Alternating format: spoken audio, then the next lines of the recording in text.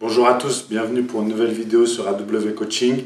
Aujourd'hui, on va parler du régime OMAD, qui veut dire One Meal a Day, pour ceux qui parlent anglais comme une vache espagnole. Ça veut dire un repas par jour.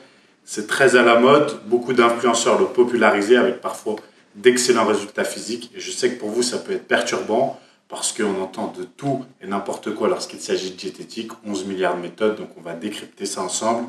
Mais avant tout, n'hésitez pas à liker, à vous abonner et à commenter la vidéo, que vous soyez d'accord ou non.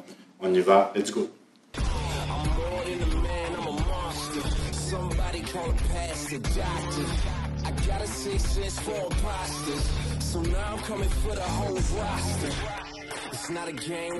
Donc, comme je le disais, One Meal a Day, ça veut dire un repas par jour.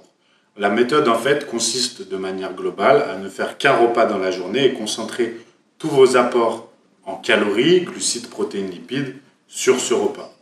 En fait, ça a été popularisé à la base par le jeûne intermittent qui avait déjà changé les choses en vous proposant de jeûner une certaine partie de la journée et concentrer toute votre alimentation, vos calories de la journée sur une certaine fenêtre de temps. Et là, c'est encore plus extrême en disant qu'on ne le fait que sur un repas. Ça existait déjà dans le Lean Gain à l'époque, c'est Martin Berkhan, il semble, qui avait popularisé ça. On appelait ça la Warrior Diet. Et en fait, je suis bien placé pour en parler puisque je l'ai pratiqué durant 3 mois pour perdre du gras justement à l'époque. Et pour vous dire, je faisais un repas par jour qui consistait en 1 kg de poulet, 300 g de pâtes ou de riz pesé cru. Et généralement, je mettais de la sauce tomate avec, j'assaisonnais. Voilà, ça pouvait être du poulet ou de la viande hachée. Et je faisais un énorme saladier et je mangeais ça. Moi, je le faisais en mode vraiment avec des aliments sains, diététiques. Mais le régime OMAD peut coller à la diète flexible. Et beaucoup le font comme ça et consomment ainsi de la junk food et un peu de tout et n'importe quoi comme type d'aliments sans faire forcément attention aux aliments du moment où ils ont leurs calories, glucides, protéines, lipides. Ça, d'une manière générale, pour faire le choix aliments sains ou non, flexible ou non, ça rejoint ce que j'ai déjà dit dans notre précédente vidéo sur la diète flexible. Donc, je vous invite à aller la voir. Et ainsi, vous pourrez choisir si vous faites le régime OMAD avec la diète flexible, donc des aliments junk food et sains, ou qu'avec des aliments sains. Moi, je vous recommande, si vous devez le faire, qu'avec des aliments sains, comme une diète classique. Pourquoi? Parce qu'en fait, ça ne change rien. Je vous explique.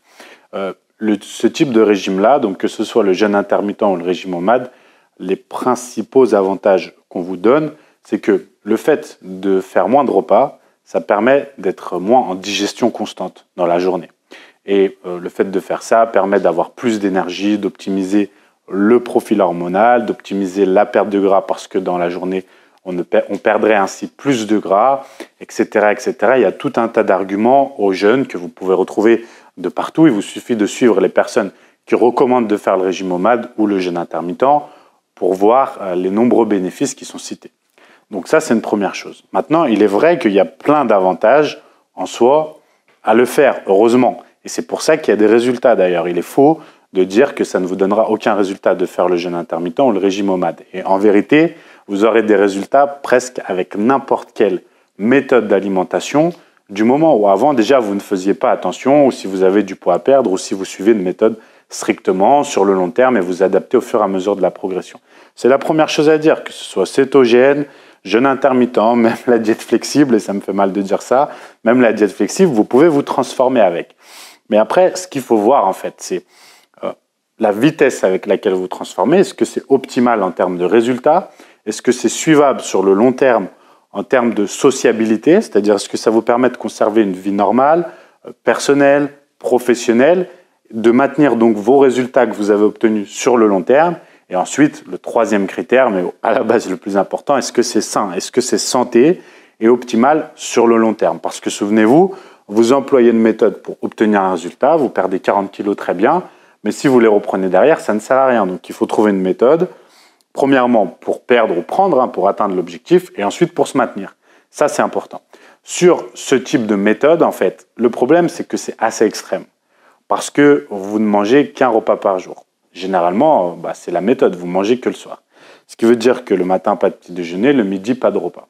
Un repas par jour. En termes de sociabilité, lorsqu'on a une famille, des enfants, on est dans un monde professionnel, si on a un déjeuner d'affaires, par exemple, c'est compliqué. Si on a un repas de famille le dimanche midi, c'est compliqué. Faire le petit déjeuner avec ses enfants, c'est compliqué. Voilà. déjà, il y a ce premier critère à prendre en compte, c'est le niveau social. Ensuite, le deuxième, c'est que le fait de dire que ne pas être en digestion dans la journée permet de brûler plus de calories, de mieux optimiser, c'est faux. Parce que ce qui compte, et c'est pour ça que le régime OMAD aussi fonctionne, mais n'est pas supérieur à une alimentation classique. Classique, c'est-à-dire, par exemple, matin, midi et soir. Si vous mangez le même nombre de calories avec des aliments sains sur un régime OMAD ou sur matin, midi et soir, vous obtiendrez sûrement plus de résultats avec matin, midi et soir. C'est plus suivable sur le long terme. Et surtout, avec le régime OMAD, toute la journée, en réalité, votre corps fonctionne sur les hormones du stress.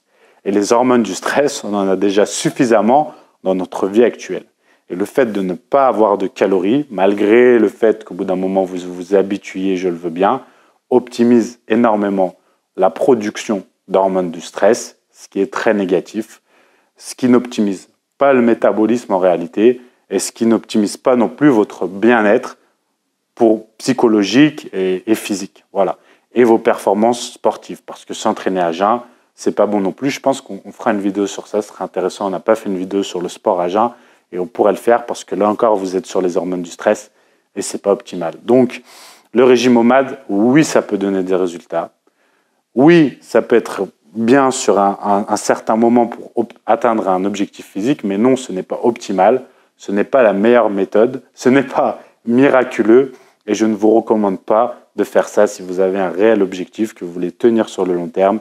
Une alimentation classique en termes d'horaire. En fait, classique, c'est un mauvais mot. Une alimentation adaptée pour vous, votre rythme de vie et personnalisée du coup, serait beaucoup plus optimal.